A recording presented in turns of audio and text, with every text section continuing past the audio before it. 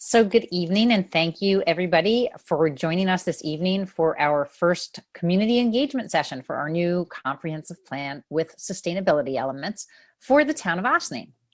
I might have some fellow board colleagues here tonight, but it's such a large group, which I'm very excited about, that I am not 100% sure. It's possible that Councilman Feldman is here with us this evening, and if so, welcome. And we may get a couple more joining us along the way. Big thanks go out to our Comprehensive Plan Steering Committee members here tonight. Our steering committee members, if you can give a wave, maybe everybody can take a look and say hello. These members of the Ossining community have committed to help guide this planning process, giving up a weekday evening once a month for meetings and many extra hours of reading and reviewing materials. Thank you so much for your volunteerism and enthusiasm for the town. Before I turn it over to our A-team, Valerie Monastra, our town planner from Nelson Pope and Voorhees, Chris Rice and Mario Giampari from WXY Architecture and Design, and Tiffany Zazula, who you've already met from Pace University's Land Use Law Center, I wanted to rewind a little bit to explain how we got here. Since I became town supervisor in 2016, the board and I have prioritized environmental initiatives, including such things as installing public electric vehicle charging stations in our parks, purchasing electric vehicles for our town fleet, planning for a walkable and bikeable Ossining, working with Sustainable Westchester on community choice aggregation, and participating in or introducing many other programs and local laws to help protect our precious earth. Of course, we have also partnered with Green Ossining on events like Earth Day Festival, projects like Ossining 100, Cure 100, which we just recently joined, all about coming together with multiple communities to reduce carbon emissions by 100%. The Repair Cafe, food scraps recycling, community-wide tag sales, and so much more. I strongly believe that in local government, we have the tools and the responsibility to be leaders in sustainability and set an example for our residents and neighboring municipalities as we work to protect our environmental assets that make it possible for us to drink clean water, breathe clean air, and exist on this planet. But also, we think of sustainability too through the lens of 3 E's: the environment, the economy, and equity. This holistic definition of sustainability broadens our vision and challenges us to think bigger and better when setting policy. As I'm not a professional planner myself, I have taken advantage of many educational opportunities to learn more about planning and the key role planning plays in shaping communities for the better. Many of these opportunities came through PACE's Land Use Law Center and the Westchester Municipal Planning Federation. So thanks, Tiffany and Valerie, since you are leaders in these 2 organizations. And they've been eye-opening when considering how we here in the town can work to do a little bit better for our community. Increasingly, experts are emphasizing the importance of viewing planning through the lens of planning for a healthy and livable community, which includes walkability and bikeability, access to parks, open spaces, locally grown and nutritious food, equally good living conditions, and equitable access for all. As a result of these educational opportunities, my board colleagues and I were enlightened and agreed that our current comprehensive plan, originally crafted in 2002, was rather outdated, especially in light of many of these laudable goals. With the importance of environmental sustainability, planning, and public health at the forefront, we were excited to be presented with the opportunity in 2018 to apply for grant funding from the New York State Department of Environmental Conservation's Climate Smart Communities program to fund the development of a new comprehensive plan with sustainability elements. We were even more excited when we found out we had been awarded the grant funding last year and could get to work visioning the future of the town. I know I need to address the enormous elephant in the room, COVID-19. These past 9 months have been the most challenging in our collective memories. Many of us have lost loved ones and neighbors, lost countless hours of sleep worrying about the health and safety of our friends, families, and colleagues, or where our next paycheck would be coming from. This toll on our mental and physical health has been extreme. As recently as today, many of you know, we face another challenge with COVID as the governor designated part of our community as a yellow zone based on metrics showing a significant uptick in those testing positive in Ossining. We know Ossining has been especially hard hit, and in no small way can we ignore that. Furthermore, we have seen a spike in use of our beautiful parks and open spaces. Outdoor spaces have become our solace as our commutes have been reduced and for many now entail only walking from our bedrooms to our home offices. We are spending more time together with our families than ever before, to our benefit, sometimes our detriment. Our talents at baking sourdough muffins and banana bread when flour is available are definitely at an all-time high. But seriously, probably we will now have a better idea now more than ever as to what our most basic and intrinsic needs are, what we want and need from our community, for our community, from our home, and from our neighborhoods. We have also greeted many new neighbors with their own needs and expectations in their new homes that we now have the challenge of meeting. We are at a crossroads and at an excellent time to really consider what is most important. Tonight, we are focusing on the first step to visioning the future of the town of Ossining, assessing how things are now and how things have been. You need to know where you've been to know where you're going, right? In the planning world, we call this analysis our existing conditions. In just a few minutes, Mario Giamperi from WXY will be presenting a draft of these existing conditions, and his presentation will include a lot of maps, graphs, and data points about population, environmental assets, economic indicators, and more. But our most important existing condition is you. We need to hear from our residents, business owners, and stakeholders. What do you love about living in Ossining? What do you wish was better? How has COVID-19 impacted your daily life? What does a sustainable community mean to you? In breakout rooms later this evening, facilitators will ask these sorts of questions of you, and your responses will help shape our path moving forward. Before I turn it over to Valerie for our next agenda item, I urge you to participate in these discussions and bear in mind those ever important 3 E's of sustainability: environment, economy, and equity. These key pillars can be transformative to our community and a great focus for us moving forward. Thank you again to all of you who have joined us tonight, and thank you to those who may be viewing this recording later. We recognize that Zoom may not be accessible for all, but we are very early on in this process and are looking forward to many, many more opportunities for engagement into 2021. Please visit the project webpage at www.sustainableossining.com to learn more and sign up for email updates on this process moving forward. One last plug.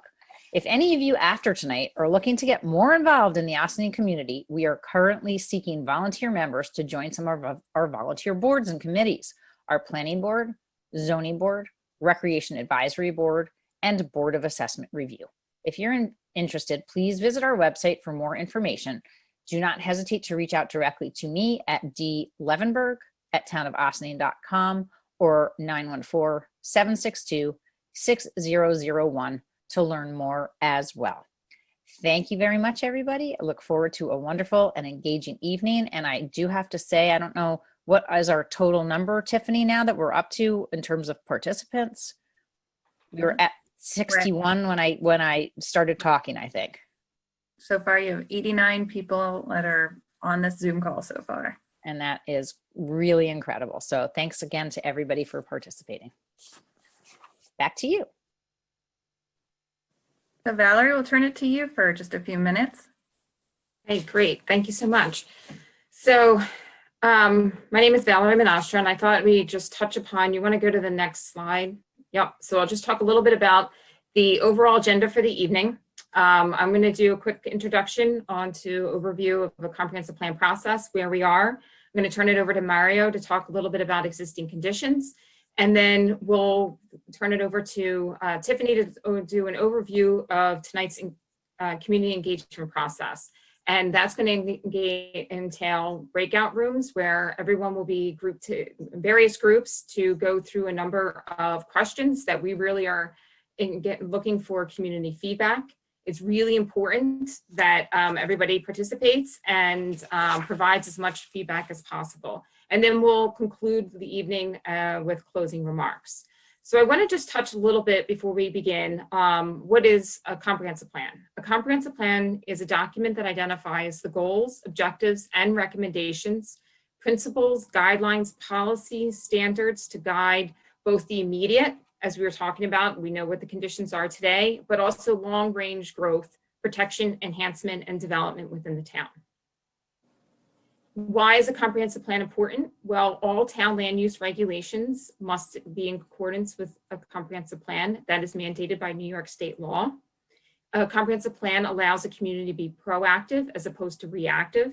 So it also allows for communities to have community consensus as to what is the vision of the future growth and future of the town of Ossining. It also identifies where you want your specific investment to take place within the town. Where do you want development to take place in the town? Where do you want your land preservation to take place? What types of regulations are needed in order to create the environment that you're looking to have for the future? A clear comprehensive plan can also attract investment and support not only through economics in the business community and the private sector, but also through funding opportunities with various state and federal grants. What is covered in a comprehensive plan? So I want to touch a little bit about that. Comprehensive plan really looks at all facets of the town.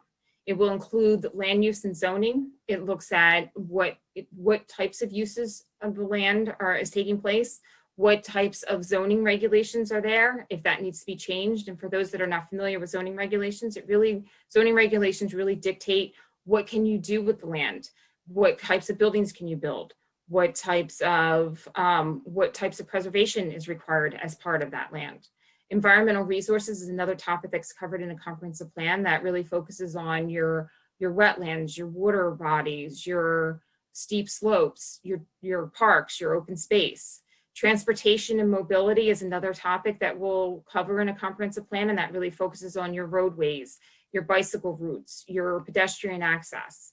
Community facilities is another topic that really also focuses on what are like your fire departments, your police departments, your schools, all those elements that go into a community. Utilities, sewer, and water will be looked at. Demographics, housing, and economics, and your business sector. Parks and recreation, historic and scenic resources, and then finally, which is also very important to the overall, why we're calling it sustainable Ossining, is the sustainability of the town, as well as climate change and how that will affect the future growth of the town. Tiffany, you want to go to the next slide? So just real brief, this is a 12-month process. As the supervisor mentioned, we're in the public work session number 1, where we're really focusing on existing conditions presentation. Then we'll be following up with a public workshop number 2, which will really focus on critical issues as well as overall goals and strategies. And then the third workshop will focus on the actual draft comprehensive plan. So we hope that you will continue being with us throughout this process and continue to inform us, because as we get community input, that gets worked into the overall goals and objectives, and then ultimately the draft comprehensive plan. So with that, thank you for attending tonight, and I'll turn it over to Mario to talk a little bit about existing conditions. Thanks. Thank you. So yeah, just to kind of reiterate as we get started here, some of the goals for this portion of project are to understand the current conditions in the town of Ossining, but also to understand the town in relationship to its surrounding communities, which include both the village and Briarcliff Manor, as well as communities to the north and to the east. We'll go over some of the data and data sources and their limitations. And then we also just want folks to keep in mind that the maps and graphs that we're going to show tonight will be refined throughout the comprehensive plan process. So the different sections we're going to go through tonight are demographics, transportation, culture, community, and education, land use and zoning, the environment, and the economy. And I'll just note to folks that what we're going to show tonight is just a sample of the maps and analyses that we've been working on. And at a later date, we're going to share full analyses and maps with folks. So just keep in mind that this is a selection. Okay, and as we get started, I just want to kind of frame this map here on the right. This is the base that we use for a lot of the different analyses that you'll see moving forward. Just to kind of orient folks, we see the town of Ossining here, but we think for a lot of reasons it's important to show this information in relation to the village and Briarcliff Manor as well, along with its proximity to Newcastle, Cortland, and Mount Pleasant. So there will be moments where we'll zoom in to look at just the town itself, but this is the base that we'll use to kind of orient ourselves through this analysis. So a great way to get started in thinking about this information is thinking about population growth. And we can see here through this line chart with each one of these different lines representing the town of Ossining in black, the village in green, Briarcliff Manor in this purple, and Westchester County in gray, that population has grown over the past 50 years or so. And in the town of Ossining, it's grown about 14%. I will note that it's consistent, largely consistent with its neighbors here and with the county as well. And when we drill into this growth that we see in terms of race, we see that the town of Ossining has become more diverse since 1990. So whereas in 1990, the town was about 92% white, in 2018, it's about 70% white, with larger shares of the Asian, Black, and Latinx communities. This is consistent with Briarcliff Manor, as we see down here, but it's still somewhat less diverse than its neighbors in the village of Ossining and Westchester County as a whole. But it is interesting to note that you see this pretty consistent trajectory over the last 30 or so years. When we look at that same sort of information in terms of the age groups, we see a similar sort of trend. So to kind of orient folks here, we see each one of these bar graphs shows a different decennial census, and each one of these different colored parts of the map of the graph show a different age band. So we see population under 5, between 5 and 17, 18 to 24, and 25 to 54. And I should note too that it's the same sort of graph, same sort of breakdown on the previous slide. But what we see in this graph is since 1970, the share of residents that are over 55 have grown steadily. So whereas in 1970, that bracket made up 14% of the town population, in 2018, it actually made up 45% of the population. And we can kind of pair that with this understanding that the age group from 18 to 24 is significantly smaller than it was in 1970 and has decreased in the percentage of the total since then. However, that sort of percentage is relatively consistent with the village, Briarcliff Manor, and Westchester County. Although we will note that the proportion of the population over 55% is significantly larger than in the village, Briarcliff, and Westchester County. So now we're going to shift over to talking about transportation. And the map that you see here on the right shows the annual average daily traffic counts for a selection of roadways. And what this information shows is on an average day throughout a year, and the most recent year that this data was available was 2016, the number of vehicle trips that were counted on that road.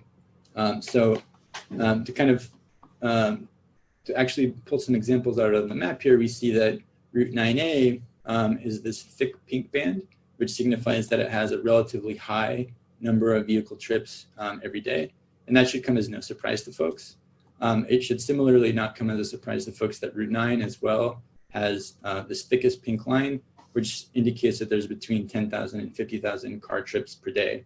And the statistics on the left-hand side here confirm that in 2016, Route 9A had on average 33,503 vehicle trips per day, while 9A had about 18,400.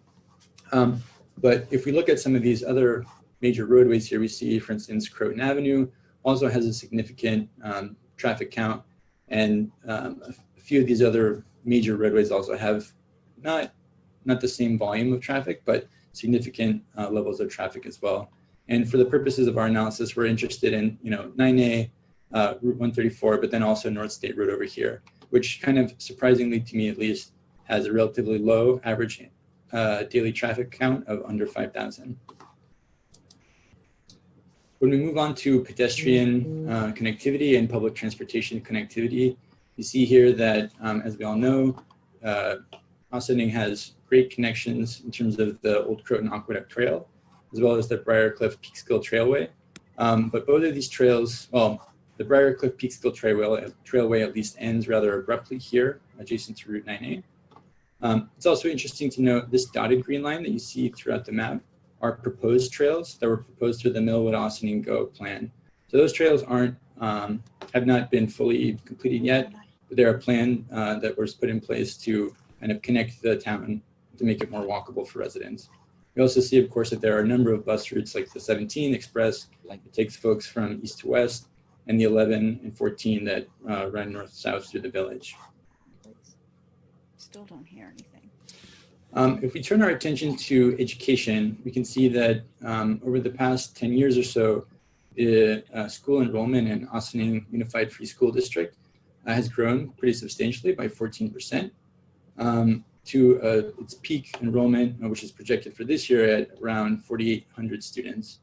However, it's projected in 2019 that the district would actually lose around 3% of its students. So it remains to be seen whether or not that's the case. And obviously, given the state of the world and COVID-19, it's a little unclear rather whether this trend will hold.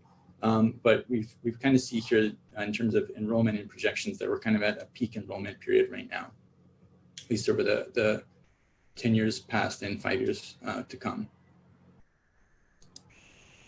If we turn our attention to zoning and land use, we see this map here, and this is a zoning district map. And what it shows us is different land uses that are able to be built in any one of these areas.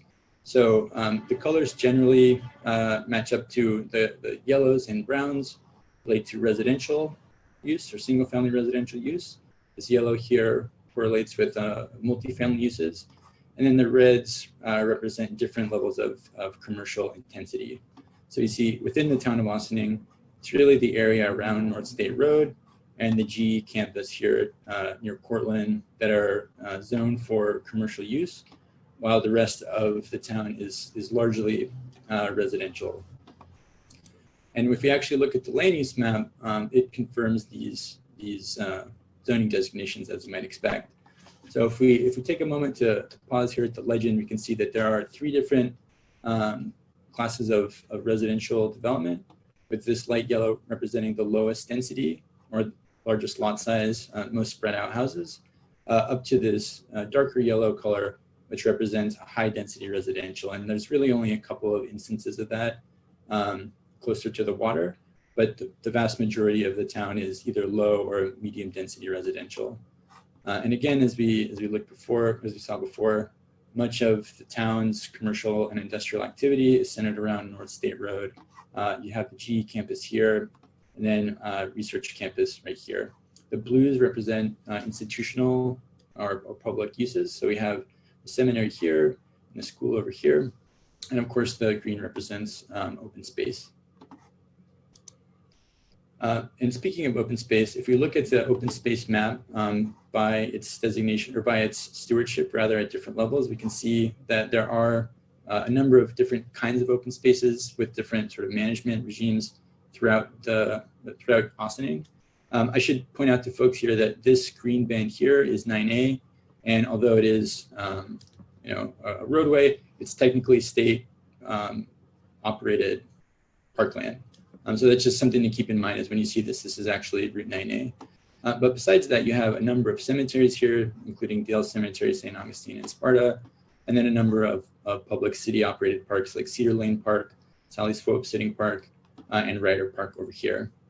And I think it's important to look at the open space network between the village, the town, and Briarcliff Manor together because obviously these assets are shared by residents of all of these communities and serve different purposes throughout each community. For instance, we know that Ryder Park over here in the town is an asset that's utilized by families within Briarcliff Manor as well as the village. If we zoom out a little bit to look at the water systems of Ossining, you see that while there are a number of waterways within the town itself, it's actually part of a much larger water system throughout Westchester County and beyond. So the Ossining falls primarily within the Pocantico and Sawmill River watershed, mostly in the Pocantico watershed, as well as the Sparta Brook Hudson River Basin here on the west side, and a little bit into the, actually a little bit into the Croton River Basin as well. So this is important because, as we all know, there's extreme topographic change within Ossining, and so these different watersheds dictate how water flows, and also has involves considerations for land use planning and stormwater management. To shift gears a little bit toward the economy, this information shows the share of different jobs that exist within the combined town, village, and Briarcliff Manor for these different industries. So to kind of walk through this, we've broken down the census information into these categories here, which include wholesale manufacturing and construction, administrative support and waste management, other services, retail, hospitality, and entertainment, some professional services, education services, healthcare and social assistance, and public administration. And what I think is really amazing about this information is it shows that all things considered, the number of jobs for each one of these categories is actually quite balanced throughout Ossining, with the lowest share being professional services at 8%. But really, the highest share is only 16%. So across these different industries, there's actually a range of different jobs that exist across these categories. And when we look at the jobs in terms of the sort of education attainment that's needed to perform these jobs, we see that there's actually a relative balance between the town, the village, and Briarcliff Manor. So each one of these bars show the educational attainment that's necessary to perform these jobs in each one of these, the town, village, and Briarcliff. And to take the town as an example, we see that 12% of jobs are well suited for folks with some high school education, 22% with high school or equivalent, 30% for some college, and 37% for college or advanced degree. So if we think about the population numbers that we saw before, and these numbers, we can kind of get a sense of, the job availability for residents within the town, village, and Briarcliff Manor. Okay, and with that, I'm going to turn it back over to Tiffany. If you can start to discuss. Great, thank you, Mario. So I do want to mention to everybody right now that all of this PowerPoint is going to be put up online, because I do realize, and we all know that sometimes it's hard to read the PowerPoints and see all the little colors and stuff. So, we will put this PowerPoint up on the website so you can go through this more closely and more slowly. Because we do realize the limitations given the online, platform of this. So we are going to move to our breakout rooms now. And so what we're going to do, if you could just, Mario, go to the next screen. We're going to be talking in small groups with facilitators and recorders. We have a facilitator in every breakout room that's going to discuss various questions with you. They'll call upon you, and we will have a note taker who will physically take notes live on the screen for you, so you can see things being captured, your voice being captured into this. And we're also, if you could, Mario, go to the next screen. One of the things we are going to do is to ensure productive conversation, even though we are on Zoom, is that we will call upon people one person at a time and use certain functions within Zoom. Your facilitators will go over this more closely, but we are going to make sure that we do have a productive dialogue. For those of you that are interested in a fully Spanish-speaking room, we also have that option. So when the breakout rooms happen, you'll get a notification on your screen to join a breakout room. And you just simply, you can deny that and stay in the main room. And our administrator of the Zoom will actually put you into the fully Spanish-speaking facilitation. And I think that's about it. I will come back at the end and that we will show you where the website is, where email address is, where you can certainly offer us any suggestions you might have or other pieces of information later on this evening. So on that note, I think, Jess, you can bring us into our breakout rooms. I'm opening them now. So just a reminder that if you want to go into a room in Spanish, then just don't join the room.